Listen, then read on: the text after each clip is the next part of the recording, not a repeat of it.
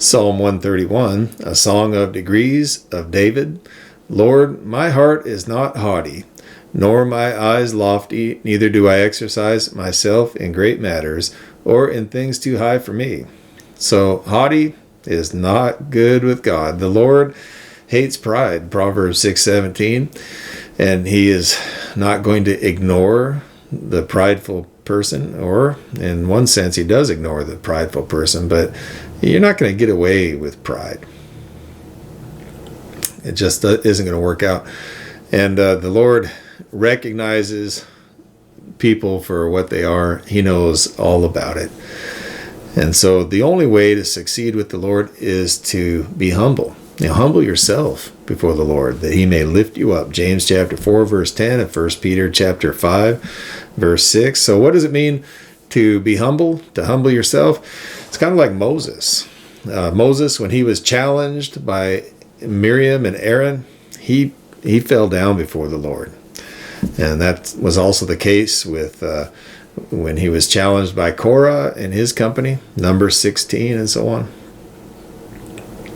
And so David, in a similar way, when Shimei was cursing him as David was leaving Jerusalem because of the coup attempt of Absalom, 2 Samuel 16:10, Shimei was hurling rocks and stuff and cursing David, and David said, maybe the Lord brought him here to say these curses. And he had a humble attitude.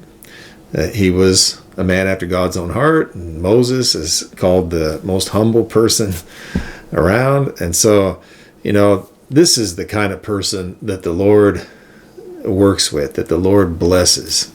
And if you want to hang on to your pride, you're not going anywhere with God, because, he's not going to put up with that. Okay, he says, my heart is not haughty.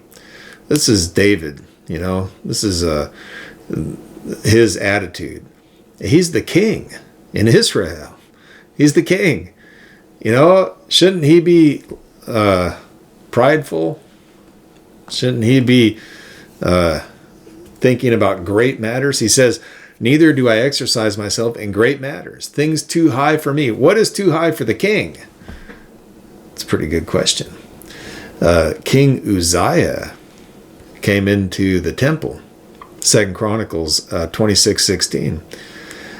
And King Uzziah went to burn incense in the temple of God, and leprosy broke out upon him. And so he had to go out. He hurried out, and he had leprosy for the rest of his life. And that's what the Lord thought of his pride. But David, although he was king, still had this attitude of humility regarding the Lord. And there are some things going on with the Lord that we're not going to understand. And that's okay. You don't have to understand everything to be right with God or to be obedient to his word. Lots of things we're just not going to understand until we get to glory and the Lord explains it. We go, oh, wow, I see. Until then, we just have to trust the Lord.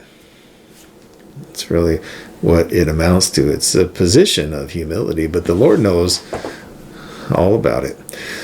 Verse 2, surely I have behaved and quieted myself as a child that is weaned of his mother.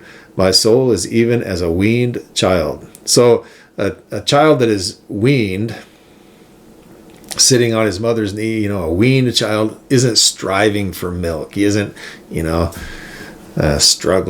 striving.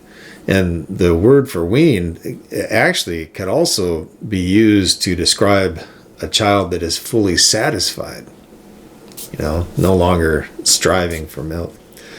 But it's probably a reference to a weaned child as we have it here and as we read it. So, happiness, though, especially in the Lord, is not wanting your latest desire, your latest whim. Happiness is appreciating what you have, appreciating the blessings that just overflow in the life of a believer. The Lord has blessed us in ways we just, are not able to fully appreciate. And we won't be until we get to glory. And the Lord just blesses us every day, all day long. It's a better idea to be thankful for what we have than ungrateful and, discontent because of the things we don't have. Okay.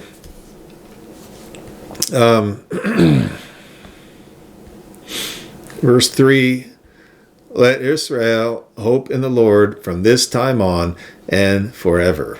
So, is this psalm for an individual or for a nation? For both. It begins with an individual, concludes with an application for the nation. And the psalm is instructional for Israel as God's people. They might want to rule the world. We're the people of God. But the reality is that they were subject to one empire after another. Egypt, Assyria, Babylon, the the Medes and the Persians, Greece, Rome, and so on. Just like the rest of the world, because they were real people. The Lord doesn't take his people and just make them freakishly, unaffected by the realities of life. But we live in a real world. We're real people. And it's not that we don't have trouble. It's that we trust the Lord even through the hard times. Yeah, the Lord isn't making us less than human, but fully human. This is what real people endure. Okay, as individuals, we are regular people, except that we trust the Lord, and we believe his word. That's what makes all the difference. So this is Psalm 131.